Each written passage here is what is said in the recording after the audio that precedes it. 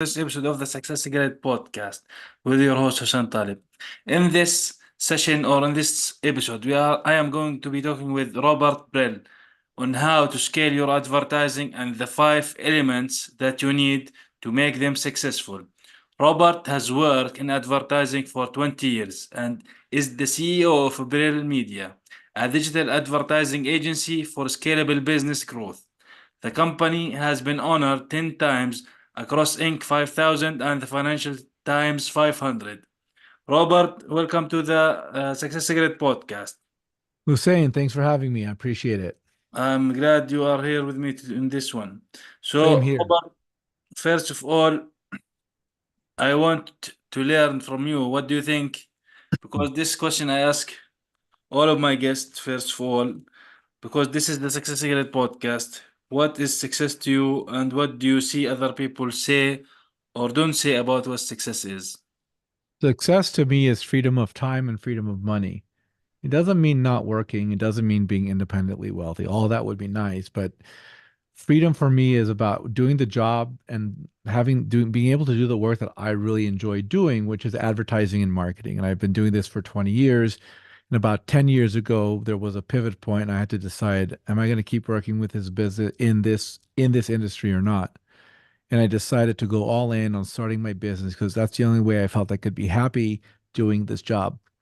And then it's freedom of money, right? I want if I want to get the extra avocado on a hamburger, I don't have to look at the price. I'm okay with it, that type of thing, right? So, maybe one day I'll be independently wealthy, who knows? But, my goals are relatively minimal. I want to, go to 40 Dodgers games a year with my family and my 5-year-old boy. That's success for me. Um, I think too many people misunderstand what success could possibly be because they misunderstand what it takes to make them happy. Too many people think that success, our company is, a relatively small company in the grand scheme of things. There are multi-billion dollar multinational advertising agencies. I'm not trying to build that. I'm trying to create a business that creates freedom for myself, for my people, my employees, that creates freedom for our clients because we're doing good work for them.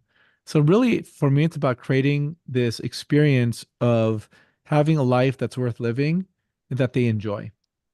Mm. Everyone in my circle. That's an amazing goal. Like this is what you want in general. You want yourself, your family, the people around you, maybe the community or the people or clients that you serve. Uh, you have this goal that you wanna reach to, and that's the most important thing for successes. Actually, like it's not directly related to monetary wise, but the choices that you can make is important. 100%. Yeah, definitely. So now you have the Brill Media Company and you are the CEO and you've been working in advertising for 20 years. Yes.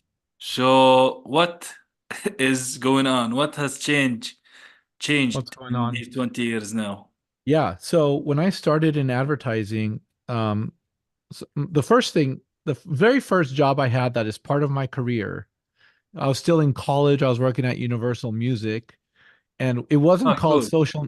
Yeah, it wasn't called social media. It was called guerrilla marketing. That's because it was even before MySpace, like Friendster was around. And our job was to go on forums and create personas, logins, and talk about stuff and eventually tell them the artists that were coming up, like Hoobastank, The Reason, and Method Man, and The Killers were new around that time. And one of the things that changed is fundamentally just the advent of social media, the idea that publishers can make money off of the content that other people create. We saw the rise of MySpace. In fact, we won an award for a movie we ran called When a Stranger Calls, where we did some interesting marketing on MySpace and AOL Instant Messenger, where we created a bot. Now in 2024, everyone, their mother knows what a bot is, theoretically, knows how to use it with ChatGPT. But this was 2000. By this time, it was like 2006, I would say. It was really hard to get that to work. And the combination of our client, who was really amazing, and the people I was working with, I was spearheading I was like the project manager on all this project. And we won an award because people could call and talk to a version of the character. They could have a bot and they could interact with the person on MySpace. I watched MySpace decline and Facebook ascend. And every 6 months, I was giving reports to the various clients that we had about, okay, should we be advertising on Facebook? What exactly is Facebook? Tell me about the news feed, all that stuff. And the biggest, most fundamental shift in advertising that I think is in a once in a generation shift is the shift from manual placement of ads to automated placement of ads. So anyone who buys ads on Meta, Facebook, and Instagram, they're going in, they're identifying to the platform who they want to reach, the types of characteristics of those people, and when you see them, serve them up an ad, and you set up a budget per day or for the lifetime of the campaign. That fundamentally was did not exist when I started in advertising. And that shift is now how over 90% of all digital advertising is being transacted through automated systems, through bidding, through auctions. And I was fortunate to be in a position where I could take advantage of that and learn about that space and become a leader in that space. So that's the fundamental shift for any of the technology nerds out there. If you really want to dive deep, you really want to look into a few key phrases: programmatic advertising, programmatic, real-time bidding or RTB, and DSPs, demand side platforms. Those are, if you want to dive into all that stuff. So that's Yeah, what I knew how to do. yeah, And so now, as we are in 2024, the primary way you buy digital advertising is through an auction. Television spending is declining. Digital advertising is increasing in terms of annual spend globally. And our job as marketers is to tame the machines. Our job is to tend to the machines to make sure the machines do what is in the best interest of the advertiser. That's our business. definitely. Like because things had changed. Coming Google back in the day, they were the behemoth, but when Yes. Facebook came in and rose to that, it changed everything. Now, I think I'm not sure of the users, daily users or monthly users of Google or Facebook, but they are in the billions. Which higher, I'm not sure, but but the customers are there here on Google or in Facebook, or some people they don't talk about Bing, I guess. It's out of the picture. I mean, Bing is gaining market share. Google's revenue has declined just a little bit. Mm, Um, I think, I think the combination. I think AI is.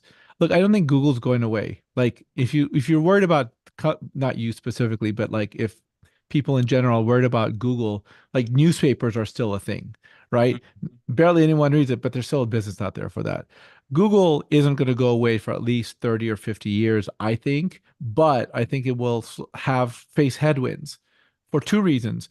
Number one, AI makes it more difficult for Google to serve up ads because people are going to go to ChatGPT or Bard or Bing powered by ChatGPT to get information in a human narrative voice.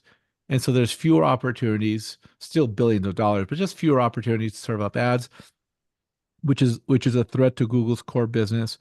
The second thing is Google is facing antitrust headwinds in the United States and in other places around the world as well, which makes it harder for them to snatch up companies who may be smaller that they can, maybe buy into the next big trend. Whereas Facebook that bought Instagram made a massive play for the future there. So you're seeing the situation where Microsoft could easily become in a few years, maybe a decade, a threat to Google, depending upon how the marketplace goes. And with so many other threats to Google, you really don't know where it's going to go. But I think Google will remain a strong business over the course of many years. yeah, of course, because they are the one that's the main business of Google is they are getting revenues from ads, and it takes is going to take time for example Microsoft. But the thing is that about Microsoft, for example, or Bing, is they are I think they are making some kind of alliances with other search engines or stuff like that. They aligned with Yahoo and a lot of things they are doing. Yeah, and the social. But do you think in general, like? People when they are starting to look at the advertising game. how they should look at it and what platform, because if we are saying seeing the AI coming on and we Mhm, can type anything in ChatGPT and get mhm. us the buyer's persona easier for a lot of people. But usually the price of a click, so the more people advertise, whether in Facebook or whatever, the prices and the price per click will rise. So how is that going to solve the issue for the people who are advertising? Look, I think advertisers, just us included as an agency, our job is really to be agnostic. If there are ads in ChatGPT tomorrow, then we'll be there running ads in ChatGPT. If there are Might be, consumers, yes. right? There's going to be ads on there are already ads on Netflix. There will be ads on Amazon Prime in the United States. We'll run ads there. There are ads on Hulu. We're running ads there. So the success, and this is a foundational point for any business. The success here is not how you run your advertising. Part of it is that, but much more importantly is why you're running where you're running. It's the strategy. The strategy is what helps you grow your advertising investment. It's not like, hey, I saw a headline that I should be running ads in Facebook, or or opposite, I saw a headline on a newspaper that I shouldn't be running, or on a news site, I shouldn't be running ads on Facebook because my audience is not there. What you need is a strategy that helps you define the following things. What are you trying to achieve? When are you trying to achieve that goal by? Who is your audience? Like, what media do they consume? Where do they go? What are they searching for? Why are they buying from you? What is the transformative value of your business to your customer? What have you done in the past with marketing and advertising that has worked or not worked? Please be honest with this. And all of that information, we also need economics. What's your customer acquisition cost? How long do customers stay with you? What's the lifetime value on average for your customer? All that information that needs to go and be paired up with an expert's opinion on how to achieve those goals. For many businesses, so in the United States, 45% of all digital advertising will go to either Meta or Google. So chances are you're probably going to be on Meta or Google. But the point is, you need a reason and a rationale for every part of your advertising strategy. So you need to have that strategy. The second component for success ultimately is going to be, think of an orchestra that creates a symphony. The pieces of the orchestra, the individual people who are playing the instruments, those are like the advertising channels. You take one out, or you isolate them, they don't sound as good naturally as the entire orchestra. The orchestra creates the symphony. The channels you run in the advertising campaign work together to grow a business. You really don't want to be in a position as a business or a marketing agency where you're saying, no, we shouldn't run Facebook ads because Google is doing better. Because guess what? The Facebook ads are feeding Google. You turn off Facebook, you are suffocating the ability for Google to turn off to do better because you turned off your demand, for example. Hmm. Too many businesses aren't thinking about how all these platforms work together. They think they're competing with each other, and that's just not the way we see behaviors happen in the marketplace. So it's really important for businesses to work with individuals or agencies that are experts in the business. Mm, definitely. Like, and I have seen articles actually, a lot of people talking about um, Twitter or X ads, though the number of, let's say, users there is significantly lower than Facebook or Google, but Yes. they're talking about the not the conversion, but the return on investment on their ads. So, Well, the reason that's happening is because, no offense to X, but X is not a particularly good ad platform. mm, There's a few problems with X. Number one, you have large businesses, multinational corporations with tens of millions or hundreds of millions or billions of dollars in revenue, right? Or, looking at Meta, they're close to $1 trillion. Apple is $1 trillion company. If your ads appear next to someone condoning hate speech, Now that affects your brand, and that affects how likely people are going to buy your brand or whatever the language is. Negative imagery, you know, brands are very protective of the brand because it's a thing. It's such an important part of how people make decisions. Do they like your business? Do they not like your business? And if you're sponsoring something or your ads are supporting something that is um, to a detriment of what society deems appropriate, then you have a problem. That's number one.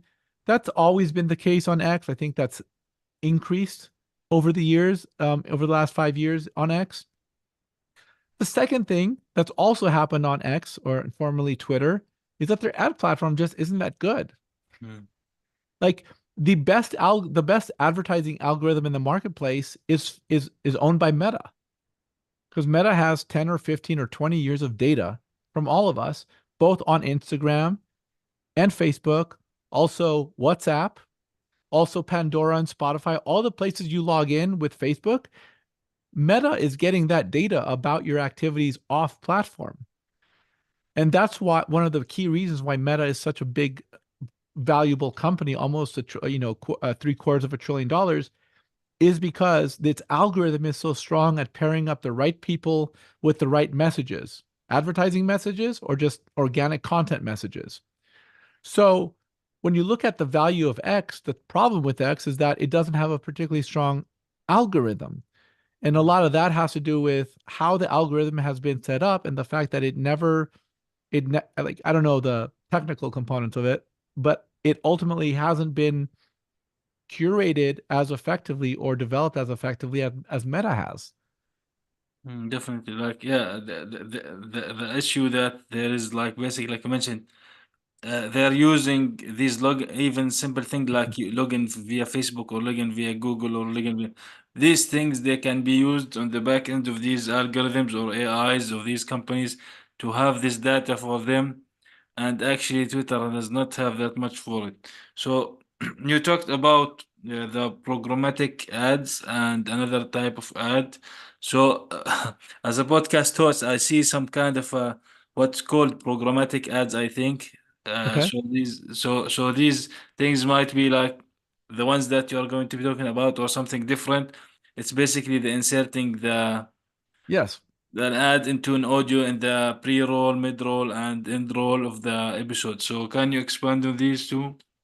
Yeah, absolutely. So this is either for podcasting or when you go to your local news and sports site or a blog or a forum, whatever the case is, you're online, or also for podcasts. There's an auction, and the auction happens in milliseconds.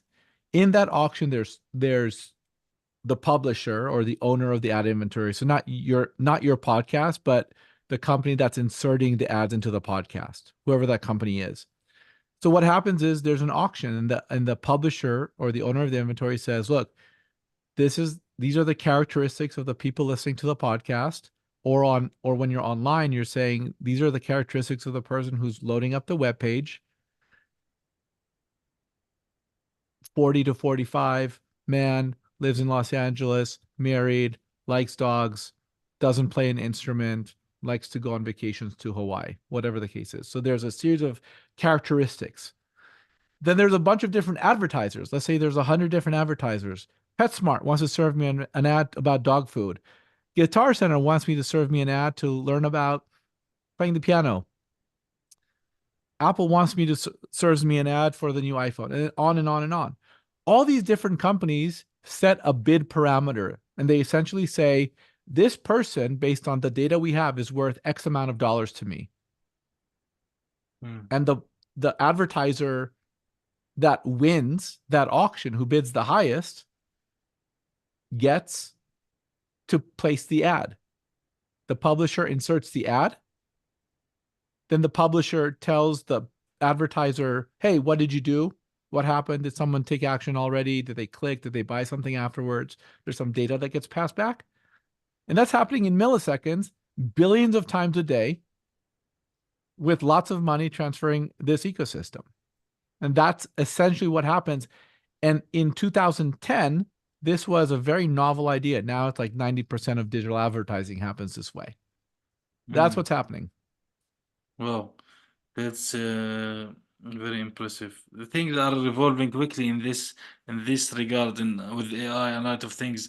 Though AI existed a long time ago, like I think Google won't exist without AI initially, I guess. Google and Meta. I mean, Yeah. Meta as well. People talk about, how is AI used in advertising? Every ad that's delivered on Meta is a result of AI and machine learning, understanding the way Meta works. Meta understands a lot about us. So just how I describe that data, Meta understands my general profile, in my macro profile and my micro profile. So like if I go to a page and then add something to cart and then walk away from it, or surf away from it, Meta will give me an ad for something similar, a competing product. Yeah, So definitely.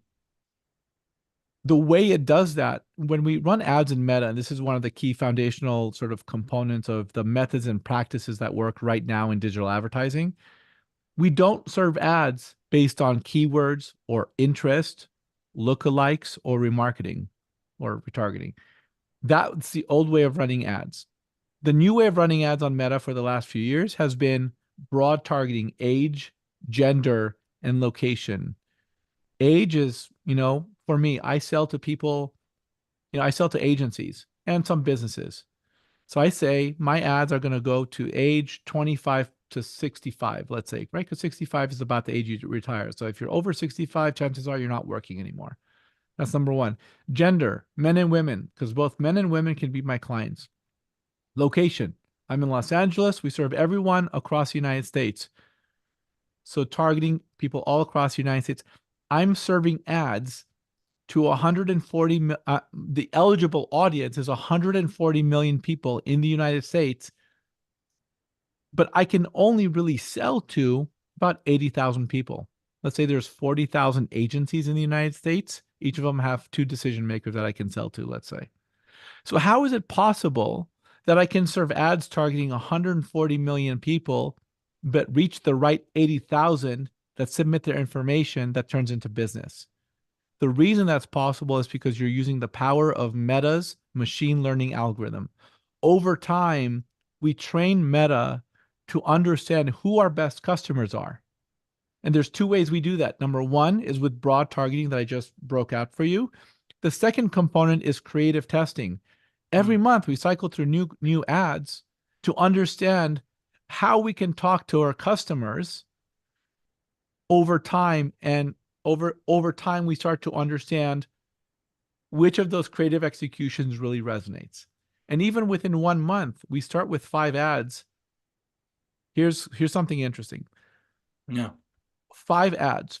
On Meta, you have 3 basic ad components. You have the primary text at the top, the image or video in the middle, and the headline at the bottom. There's other things like descriptions and call to action. We don't worry about that.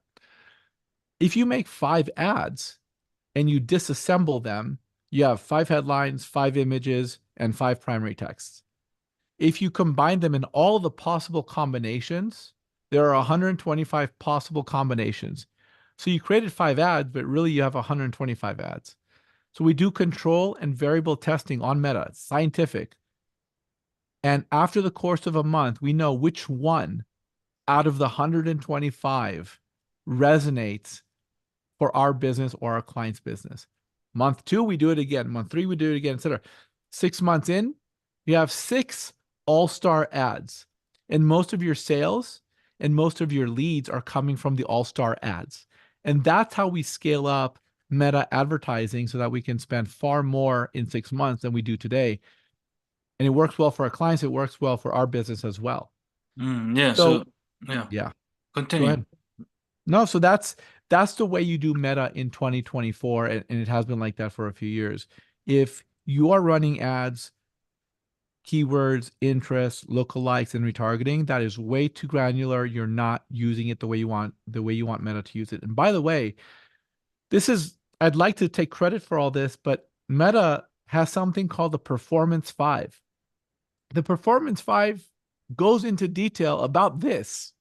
It's not me coming up with this out of the blue. This is how Meta says they want us to use their platform.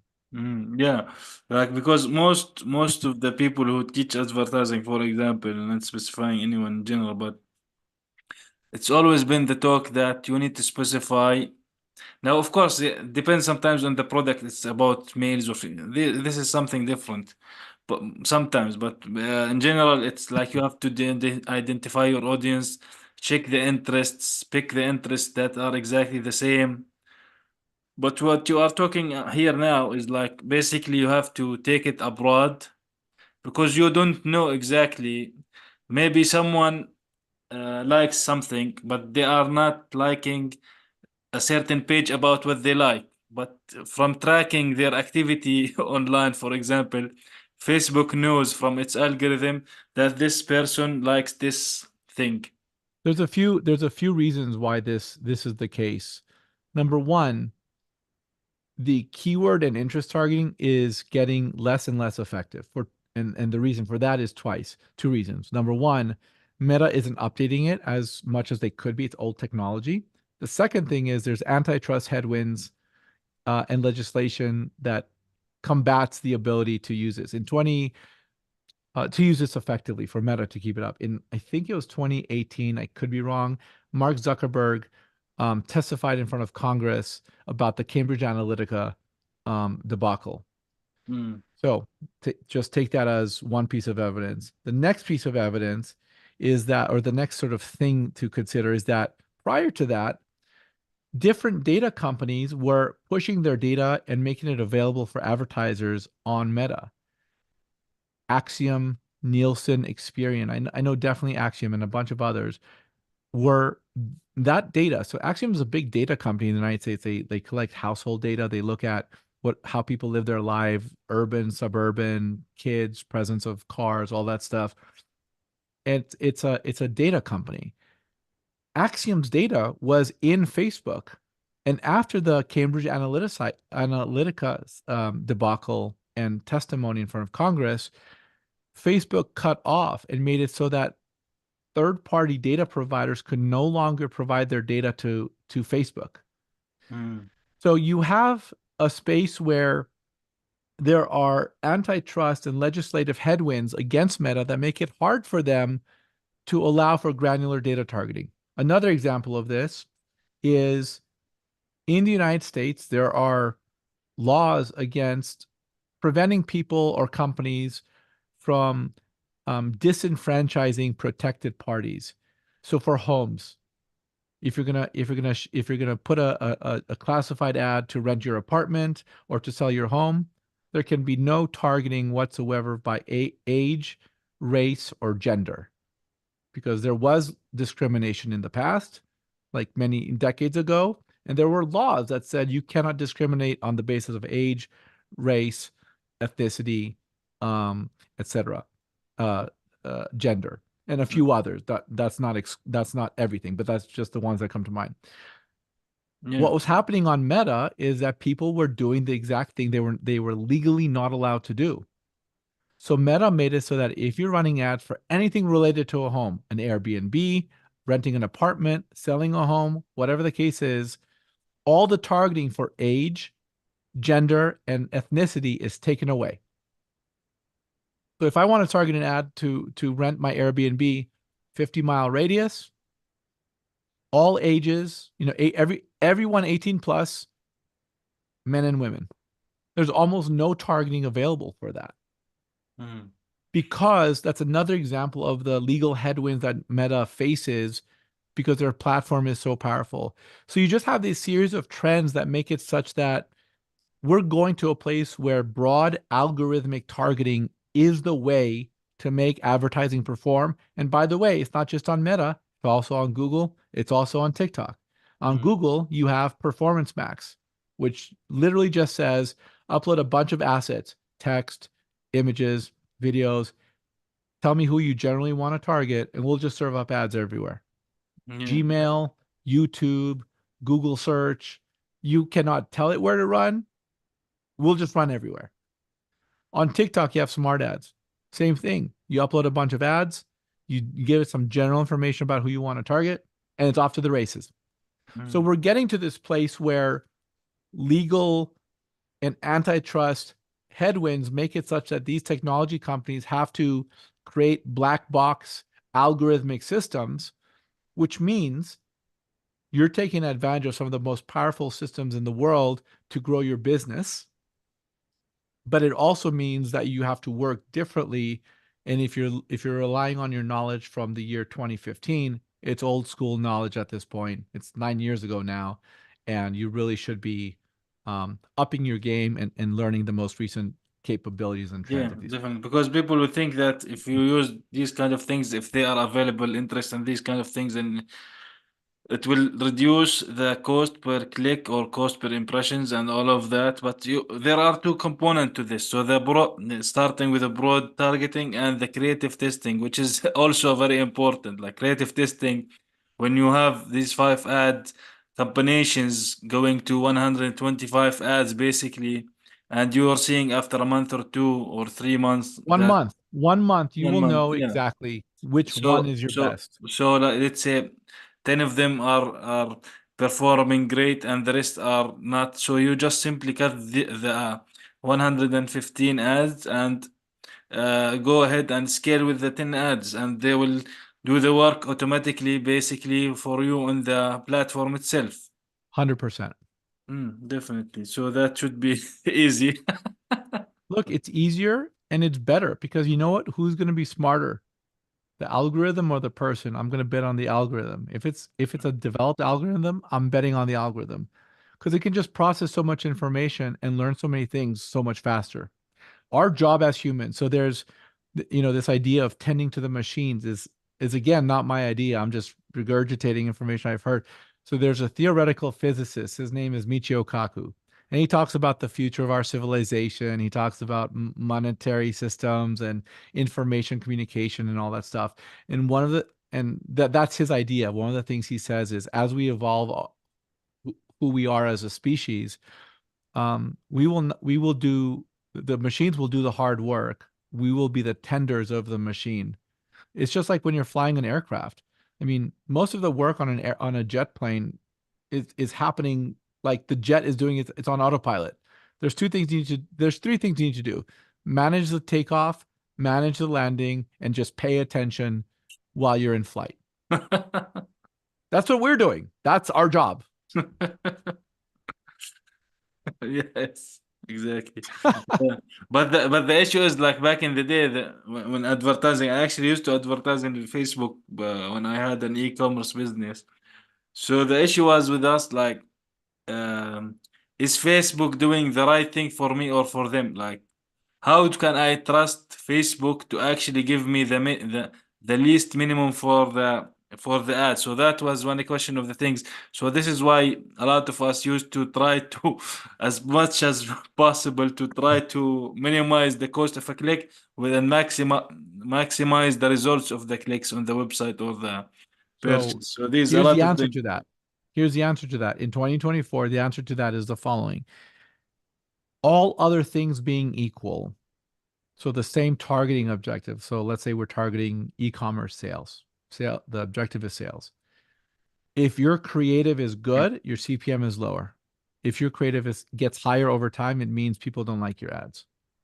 Mm. Higher CPM means it's a nuisance tax because you are not giving the people on the platform a great experience, and Facebook will reward advertisers who give their users a better experience in the form of more interesting ad creative.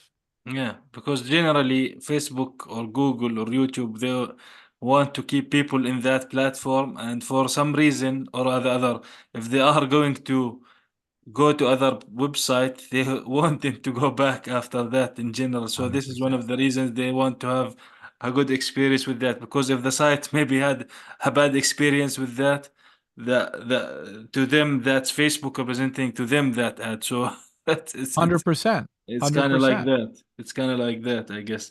Yeah. So, Robert, what can anyone do now to improve their creatives, like the details of it? Like, for example, like I'm sure you know, like you can put a video or an image I don't want to talk about that, which is better, because eventually I believe maybe video is better than image, but also images can work highly well also. Yeah. But Images work. yeah, but Images work in and ugly ads. Sorry. Ugly ads work really well too. yes, they do sometimes. Yes, if they are funny or something.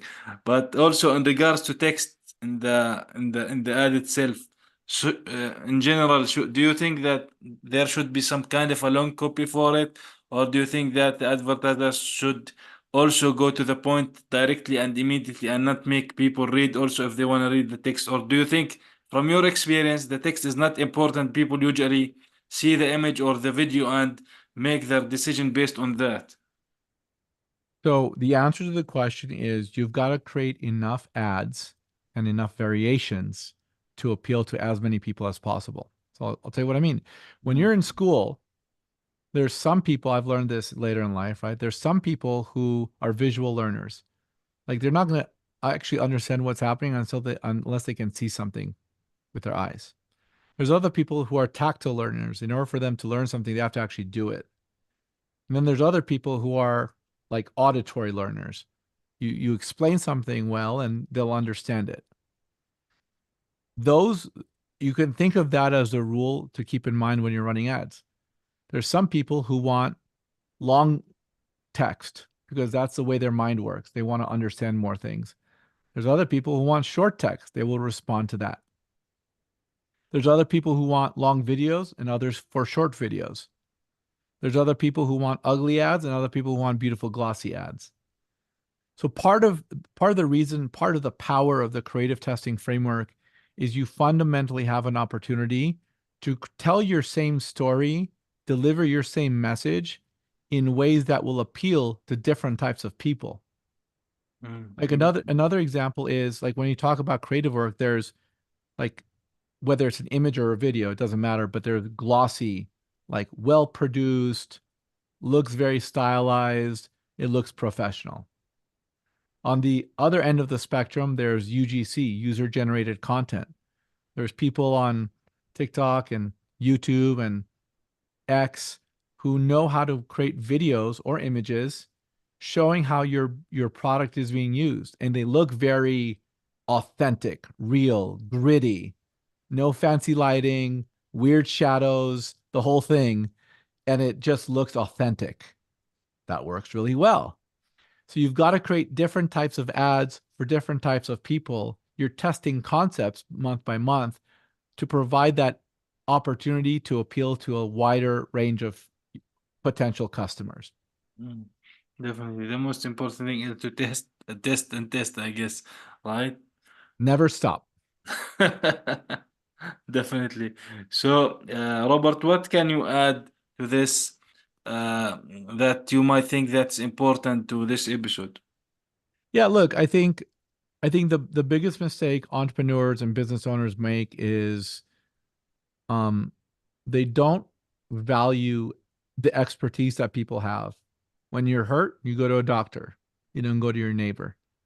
When your car is broken, you go to a mechanic because a mechanic knows how to fix your car. Your neighbor probably doesn't unless he or she's a mechanic. Save yourself hundreds or thousands of hours doing it wrong and tens of thousands or hundreds of thousands of dollars doing it wrong. Because a lot of people who are spending money on Facebook or TikTok or Google or Hulu or wherever the case is, they don't know how to do it well. And that's fine. Like, I don't know how to do anything well except advertising, and that's it. Take Be good to yourself and be kind to your business and give your business a chance to succeed by working with an expert. Doesn't have to be us, but just save your time, save your money. That's that's the thing I think most business owners need to hear that will pay for expertise to accelerate your business. Yeah, definitely. And and usually you can run ads as much as you are making profit for almost infinity until you hit until the ad, I think, reaches some kind of a plateau mode, and that maybe a month, 6 months, a year. I have seen some ads that run for 3, 4, 5 years and they're still running. So I'm sure they Amazing. are I'm sure they are profitable. So Good. yeah. Yeah, awesome. Well, Robert, where can people get in touch with you and learn more about you and what you do? Yeah, absolutely. Our website is brillmedia.co, B as in boy, RILL media.co. Hit the start now, reach out to me. We'll have a strategy conversation. And if you're an aspiring advertising agency owner, or you're a salesperson that has experience in media or pharmaceutical or real estate, and you want to switch careers, we're creating an agency accelerator course. Because I feel, going back to the very beginning of our conversation, we all deserve to have the freedom to live the lives that we want to live. And you may want to stop, you may want to not have to deal with corporations anymore. You don't want to ask for time off from your boss, or to leave early so you can play with your kid or go on a vacation or whatever the case is. So if you want that level of freedom but still want to work hard, join our agency accelerator program. We'll give you everything you need so that you can sell marketing and advertising services and have white label fulfillment and grow your business that way, and arguably make more money than you're currently making. Cool. That's an amazing offer. Awesome. Thank you, Robert, for being with me on this episode of the podcast. Thanks.